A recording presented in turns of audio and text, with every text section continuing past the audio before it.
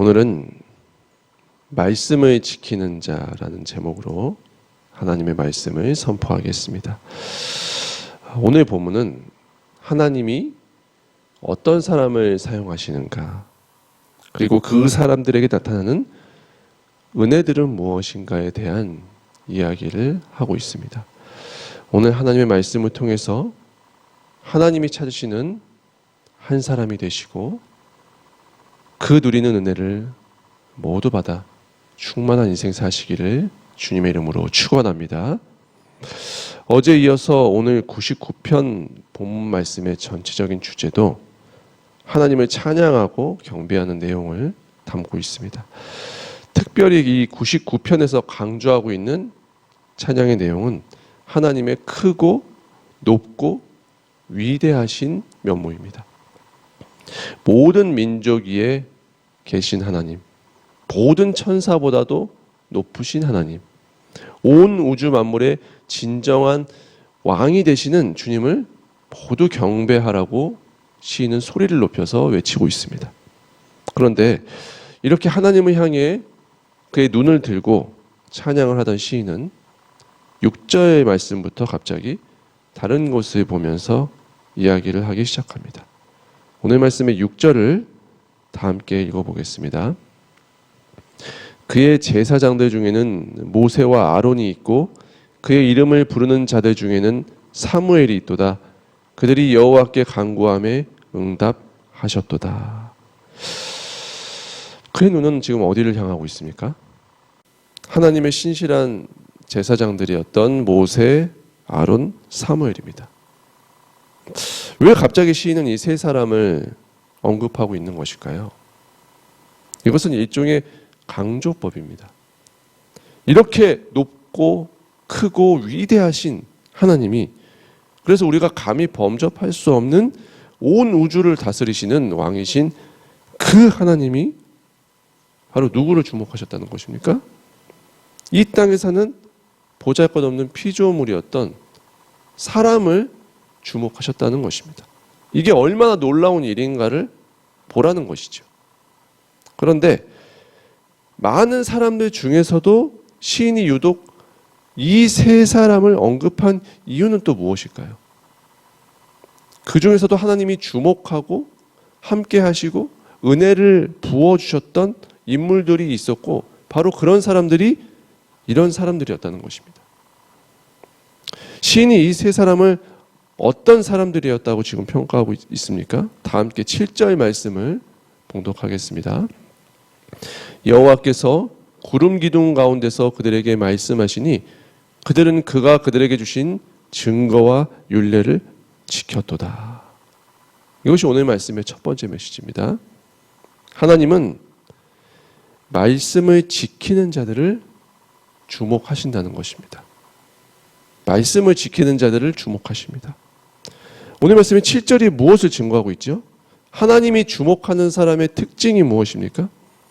말씀을 지키는 사람들, 말씀을 삶의 증거로 삼고 삶의 지침과 율례로 삼는 사람들, 바로 그런 사람들에게 하나님의 그의 눈을 주목하신다는 것입니다. 사랑하는 성도님들, 우리들이 그 무엇보다 하나님의 말씀에 이토록 매달리는 이유가 무엇입니까?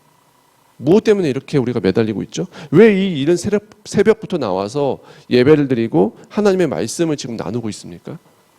말씀을 붙들고 말씀을 지키며 살아가려고 발버둥 치는 이유가 무엇일까요? 주님이 주목하는 사람들이 바로 그런 자들이기 때문입니다. 그런 자들을 주목하시고 그런 자들을 통해서 일하시기 때문입니다. 하지만 단순히 주목하는 것에서만 끝나는 것은 아닙니다. 오늘 본문을 보면 주님은 이런 말씀을 지키는 사람들을 주목하시고 그들을 통하여 하나님의 나라를 드러내실 뿐만 아니라 그들에게 두 가지 은혜를 더하고 계신다고 말씀하고 계십니다. 그중 첫째가 오늘 말씀의 6절의 뒷부분에 있습니다. 6절 말씀을 다시 한번 읽어보겠습니다. 그의 제사장들 중에는 모세와 아론이 있고 그의 이름을 부르는 자들 중에는 사무엘이 있도다. 그들이 여호와께 간구함에 응답하셨도다. 이것이 오늘 말씀의 두 번째 메시지입니다. 주님은 말씀을 지키는 자들의 기도에 응답하신다는 것입니다. 이것이 첫 번째 은혜입니다. 성도님들, 하나님은 어떤 사람의 기도를 들으실까요? 역시 목사의 기도라면 잘 들어줄까요? 아니면 하나님 앞에 나온다면 모두 잘 들어주실까요? 예배를 잘 드리면 잘 들어주시는 것일까요? 어떤 사람의 기도를 들으실까요? 어떤 기도를 들으실까요? 성도님들, 사무엘의 어린 시절에 대제사장이었던 엘리를 아십니까? 엘리는 이스라엘의 대제사장으로서 백성을 대표해서 하나님 앞에 서는 사람이었습니다. 그래서 겉으로 봤을 때 모세, 아론, 사무엘과 그 역할이 동일했습니다. 같은 일을 했던 사람이거든요. 그런데 엘리에게는 하나님이 말씀을 하셨습니까? 말씀을 안 하셨습니다. 그래서 성경을 보면 그때 당시에는 이 나라에 이상의 힘이 있다고 증거를 하고 있습니다. 애를 통해서는 말씀을 하지 않으셨다는 것입니다. 그렇다면 무엇이 문제였을까요? 그가 진정으로 하나님의 말씀을 듣고 마음으로 그 말씀을 지키고 살아가고자 했던 사람이었다면 하나님은 엘리를 통해서도 말씀을 하셨을 것입니다. 하지만 주님은 형식적으로만 노려냈던 엘리 대신에 누구에게 주목을 하십니까? 막 저때 나이 같은 사무엘에게 주목을 하신 것입니다. 왜였을까요? 그가 말씀을 듣고 순종하고 말씀을 지킬 마음이 있는 사람이라는 것을 그의 마음의 중심을 보시고 꿰뚫어 보셨기 때문입니다. 사무엘의 능력이 출중해서가 아닙니다. 오늘 6절 말씀의 중간 부분을 다시 한번 보실까요? 성경이 사무엘을 무엇이라고 평가를 합니까? 그의 이름을 부르는 자라고 합니다. 그의 이름을 부르는 자. 성도님, 참 이상합니다. 엘리는 하나님의 이름을 부르지 않았습니까? 엘리도 불렀거든요. 당연히 부르지 않았겠습니까? 대제사장인데 한두 번이 아니라 수십, 수백, 수천, 수만 번 하나님의 이름을 불렀을 것입니다. 아마 다 기억하지도 못할 정도로 수많은 제사, 수많은 예배를 진행하면서 하나님의 이름을 입에 달고 살았을 것입니다. 그러나 하나님이 엘리는 당신의 이름을 부르는 자라고 말씀하지 않으십니다. 왜일까요? 겉으로는 그 모습이 같아 보일지 모르나 실제는 하나님과 관계가 없는 사람이 많다는 것입니다. 예수님은 율법과 형식만 강조하는 종교 지도자들과 백성들을 바라보면서 이렇게 탄식하기도 하셨습니다. 이사야가 너희에 대하여 잘 예언하였도다. 이 백성이 입술로는 나를 공경하나 마음은 내게서 멀도다. 성도님들, 말씀을 지킨다는 것은 다르게 이야기하면 어떤 것입니까? 하나님의 말씀에 응답을 한다는 것입니다. 말씀을 지킨다는 것은 하나님의 말씀에 응답을 하는 사람이라는 것입니다. 말씀을 지키는 사람이라는 것은. 그렇다면 아주 상식적인 질문을 할 수 있습니다. 성도님들이 하나님이시라면 어떤 사람에게 응답하시겠습니까? 내 말에 응답을 하는 사람에게 응답을 하시겠습니까? 아니면 내 말과는 아무 상관없이 본인의 말만 하는 사람에게 응답을 하겠습니까? 성도님들이 하나님이시라면 누구에게 응답을 하시겠습니까? 아주 상식적인 질문입니다. 사랑하는 성도님들, 하나님은 진정 주의 말씀을 듣고 그의 말씀에 반응하고 응답하며 그 말씀을 지키며 살아가고자 하는 자에게 주목하시고 그에게 응답을 주시는 것입니다. 하나님께 응답하는 자에게 하나님도 응답을 하시는 것입니다. 그래서 사무엘을 보면 어떻습니까? 사무엘상 3장 19절에 보면 사무엘에게 이런 현상이 일어납니다. 사무엘이 자라매 하나님이 그와 함께 계셔서 그의 말이 하나도 땅에 떨어지지 않게 하셨다 라고 증거합니다. 사무엘이 그렇게 될 수 있었던 이유가 무엇이었을까요? 간단합니다. 그의 평생 주의 말씀에 신실히 반응하고 주님께 응답하면서 살아갔기에 주님도 그의 모든 간구에 응답을 하셨던 것입니다. 이것입니다. 주님은 말씀에 반응하는 사람, 말씀을 지키는 자의 부르짖음과 간구를 들으신다는 것입니다.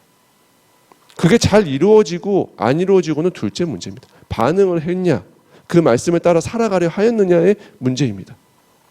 이 사실을 잊지 않는 우리 모두가 될 수 있기를 주님의 이름으로 축원합니다. 이어서 8절 말씀을 함께 봉독해 보겠습니다. 여호와 우리 하나님이여, 주께서는 그들에게 응답하셨고 그들의 행한 대로 갚기는 하셨으나 그들을 용서하신 하나님이시니이다.